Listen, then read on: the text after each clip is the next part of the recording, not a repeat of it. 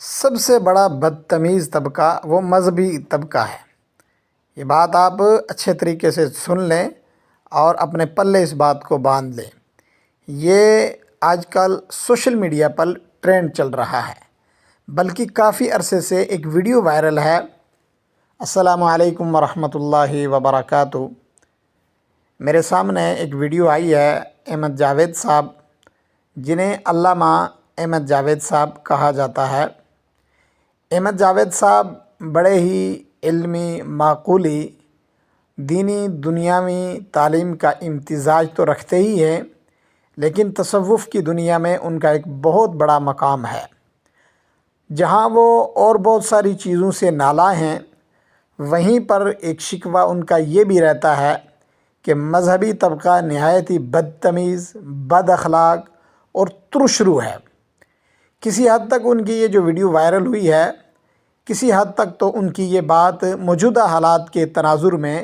بالکل درست ہے۔ ایک آدمی جو کالج کے اندر، یونیورسٹی کے اندر پڑھنے والا، جدید تعلیم یافتہ ہوگا، وہ اگر دین کو سمجھنا چاہے، دین کے قریب آنا چاہے،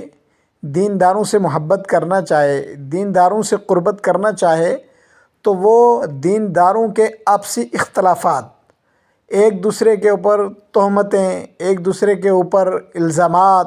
اور ایک دوسرے کے تئیں رویہ دیکھ کر وہ اتنا بدظن ہوتا ہے، اتنا بدظن ہوتا ہے، وہ کہتا ہے یار اس دین سے، اس تبلیغ سے، اور نعوذ باللہ ایسے نوجوانوں کو میں جانتا ہوں کہ جو یہاں تک کہہ دیتے ہیں کہ اللہ کا اسلام اور ہے، ملا کا اسلام اور ہے۔ میرے معزز ناظرین و سامعین، بطور خاص وہ حضرات جن کا تعلق علم سے ہے، علماء سے ہے، وہ کسی بھی مکتبہ فکر اور مسلک سے تعلق رکھتے ہوں، ان سے چند مؤدبانہ گزارش کرنے کے لیے حاضر خدمت ہوا ہوں۔ آپ میری اس گفتگو کو آخر تک سماعت کریں، اور اگر میری یہ گفتگو غلط ہو تو آپ کو مکمل اختیار ہے، آپ میری اصلاح کر سکتے ہیں۔ آپ ہمارے تھمبنیل کے اوپر چند عنوان دیکھیں گے، کون سے مسلک کے علماء بدتمیز ہوتے ہیں، علماء سے کیا کیا غلطیاں ہو رہی ہیں، کیا وہابی، سنی، دیوبندی، بریلوی اختلاف کا حل وہی ہے جو ہم کر رہے ہیں۔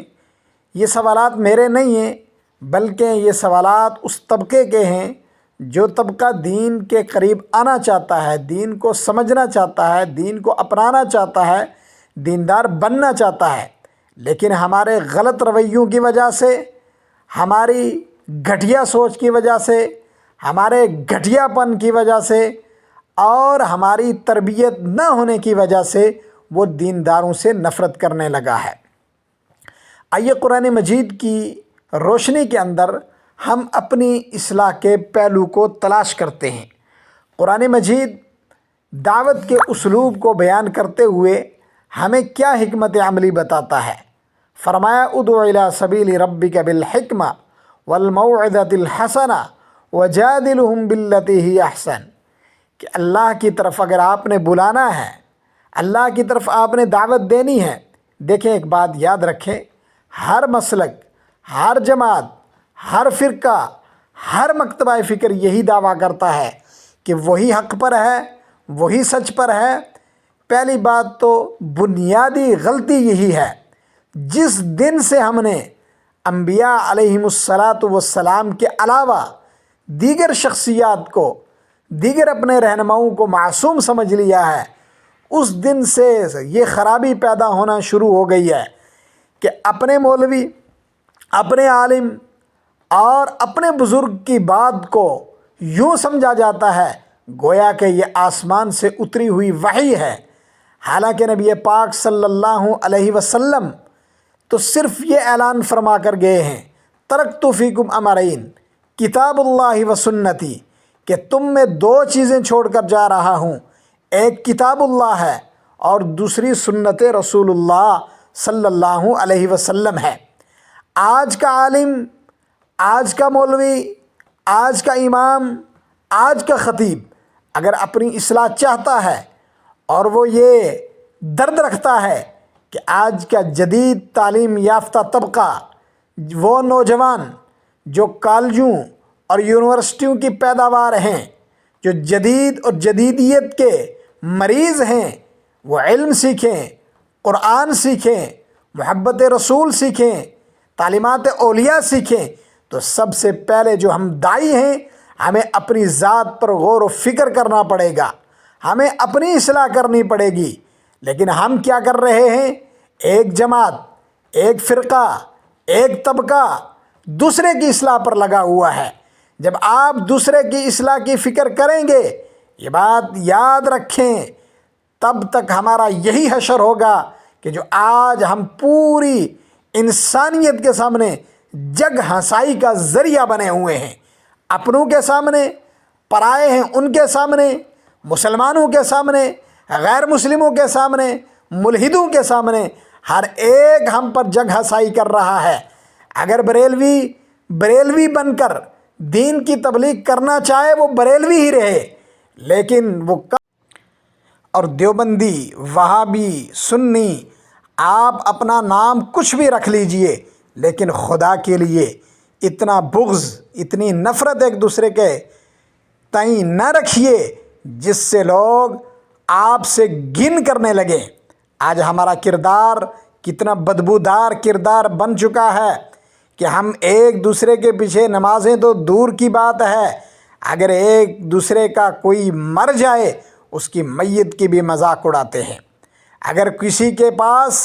کوئی اللہ تبارک و تعالیٰ کی طرف سے کوئی حادثہ، کوئی معاملہ ہو جائے، اس پر ہم خوشیاں مناتے ہیں۔ مذہبی طبقہ یاد رکھ لے، جب تک یہ حساسیت کو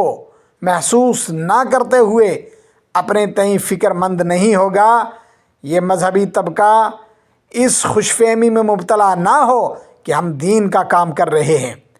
آپ اپنے فرقے کا کام تو کر لو گے، آپ اپنی 1.5 اینٹ کی مسجد کے تئیں لوگوں کو جمع کر کے چند جہلا کو خوش کر لو گے، لیکن ایک بات یاد رکھیں، جو آپ علیہ السلام کا عمومی دعوت کا مزاج تھا، انبیاء علیہ السلام کا جو نہج تھا، صحابہ کرام کی جو تعلیمات تھیں، اولیاء کرام کا جو سبق تھا، اس سے آپ بالکل نا آشنا ہیں۔ آپ آقا نامدار صلی اللہ علیہ وسلم کی تعلیمات سے دور ہیں، آپ قرآن کے ذرعی اصول سے دور ہیں، اس لیے کہ آپ کے اندر برداشت کا مادہ ہی نہیں، آپ کی تو روحانی تربیت ہی نہیں ہوئی۔ قرآن مجید میں اللہ رب العالمین نے بعثت انبیاء کا جو مقصد بیان کیا ہے کہ انبیاء علیہ السلام کی بعثت کے مقصد کے ساتھ ساتھ خصوصاً حضور صلی اللہ علیہ وسلم کی بعثت کا مقصد یہ تھا کہ وہ اپنے ساتھیوں کا تزکیہ کرتے تھے، اور وہ تزکیہ منتقل ہوتے ہوتے آج تک موجود ہے۔ آج کیا وجہ ہے کہ جدید اسکالر اور وہ لوگ جو دین اور اسلام کا دم بھرنے والے تھے، ان کو چھوڑ کر ان اسکالروں کو سنا جا رہا ہے؟ پھر ہم یہ شکوہ کرتے ہیں، یہ علماء کی نہیں سنتے، یہ حفاظ کی نہیں سنتے، یہ ائمہ کی قدر نہیں کرتے۔ ایک بات یاد رکھ لو، اگر یہی سلسلہ چلتا رہا تو یہ لوگ ہمیں جوتے ماریں گے۔ آپ اپنا اختلاف اپنے پاس رکھیے، آپ اپنی بریلویت اپنے پاس رکھیے، آپ اپنی دیوبندیت اپنے پاس رکھیے، لیکن قرآن و سنت آپ کی ایک مشترکہ میراث ہے۔ آقا نامدار صلی اللہ علیہ وسلم کی ذات اقدس آپ کی مشترکہ میراث ہے۔ آپ اس میراث کے تئیں کم سے کم اخلاقیات پر تو جمع ہو جائیے۔ اگر آپ اسٹیج سے، آپ اپنی مجلسوں سے، آپ اپنے عرس کے